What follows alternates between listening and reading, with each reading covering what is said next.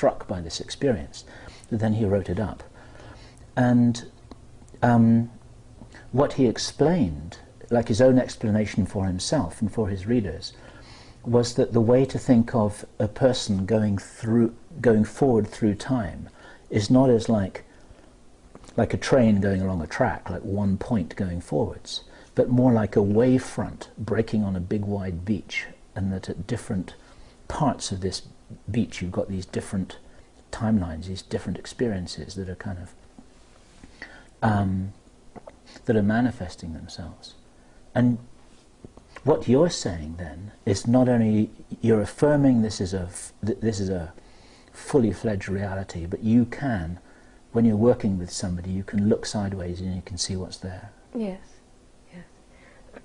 And I mean, even science now is accepting the quantum reality, right? The quantum physics talks about multiple realities, and that's something that, for me, it's real. I can tap into it in my own life and see different things that I want to find out about, right? I can go to different ones where that happened already and get some advice from that other INELIA, how she handled X, or how does she do this or that. And it could be really practical things like playing the violin, making a meal, playing in the stock market, you know. It was really funny because when I went to the INELIA that's really good at the stock market game, after a short conversation she said, "Don't do it. You're useless, just don't do it." And she was right, you know. I did try to do it and it was a total disaster. I shouldn't have. So you had one version of yourself giving advice to the other version of yourself, which is the you that we're talking to right now. Right, exactly. And anybody can do this. Anybody can do this.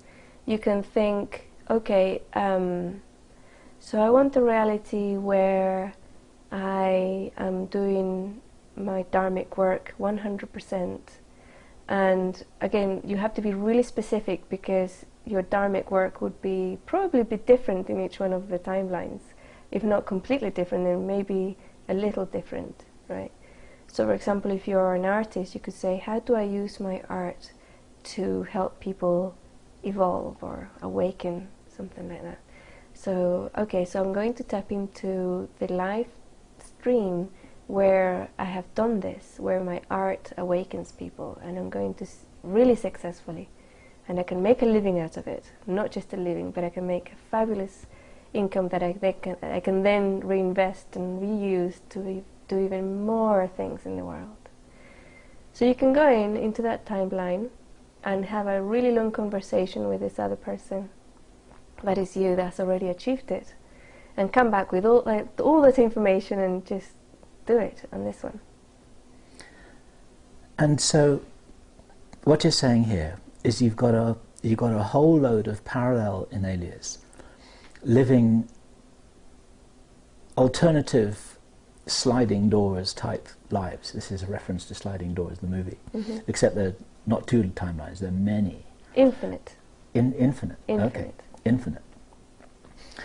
But the one thing that is in common with the INELIA in all of those different parallel lives is that you are here to do a job, and it doesn't really matter whether you're playing the violin, cooking a meal, Precisely. or doing art. Those are those are the bells and whistles and the wrapping on that life, right? Right. So what are you here to do? Because so far we've talked about some of the peripheral aspects of this that are curious and interesting and fascinating to many people. But what are you really here to do?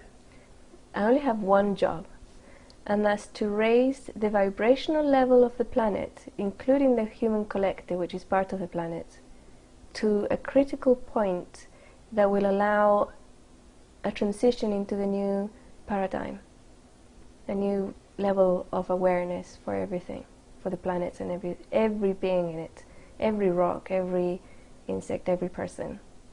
And that's my only job, and I will do anything and will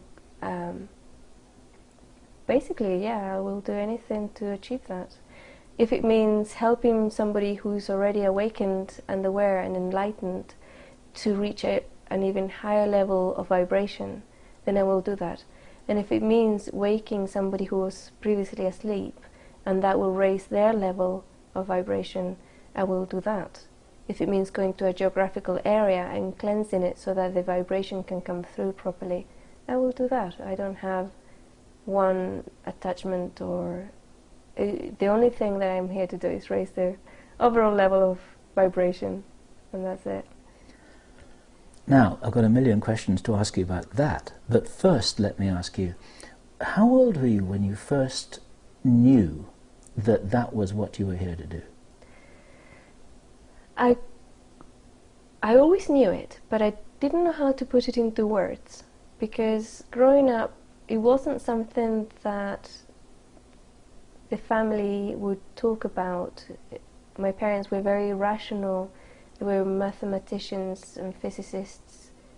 They were professors. They weren't into spirituality. They weren't into the vibration of the planet or anything like that. So as a child, I didn't have a concept of how to translate what I was here to do. However, I used to do it. If I saw somebody sick, I would sit next to them so that their level of vibration would be, would rise, and I would do that naturally throughout my entire childhood and through my teenage years and later on. So you just kind of move into situations and you'd heal people and you'd help people and you'd nudge situations along. Right. Basically, yes.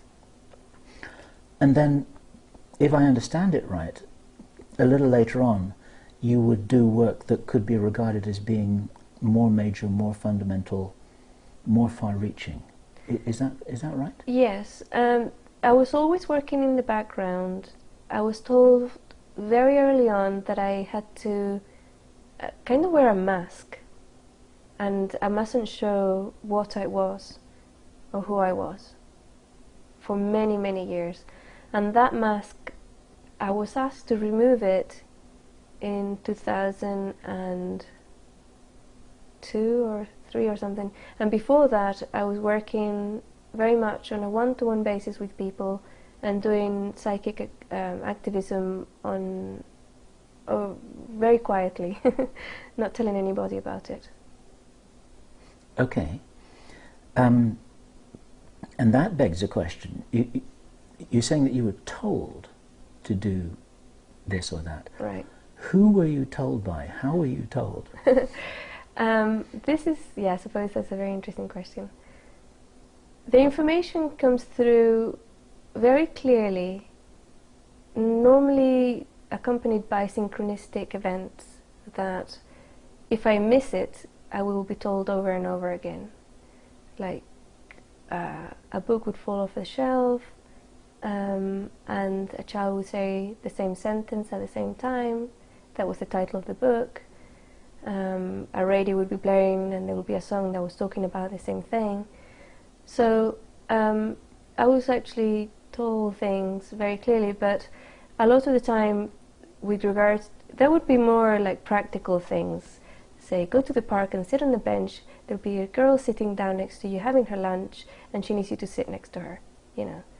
I would get that information and I would do it, and sure enough the girl would turn up, like she would be in the visual that I had received, and just sit there eating her lunch and then go away, and that's all that was needed. And you would, and maybe, I mean, just using that example of the girl on the bench as an example, you wouldn't know why, and you might not ever know why. Right. And I never needed to know why. It was just an assignment. Yeah. Okay. Yeah. And you're always totally certain at a level of knowing that when you are given one of these assignments, the right thing to do is just not question it, right, not attach anything to it, and just do it. Is that right? Yes. There was a time when I was a teenager. Every teenager rebels, right? And parts of my life had to be about learning to be a human. So I had to go through that rebellious time, and I rebelled against all this too. It's like I would be told, you have to walk very quietly and very gently and not make any waves in the astral. So I would go in blaring, singing and dancing and jumping and everything. It's like I'm making a lot of noise. In the astral. In the astral. Yes.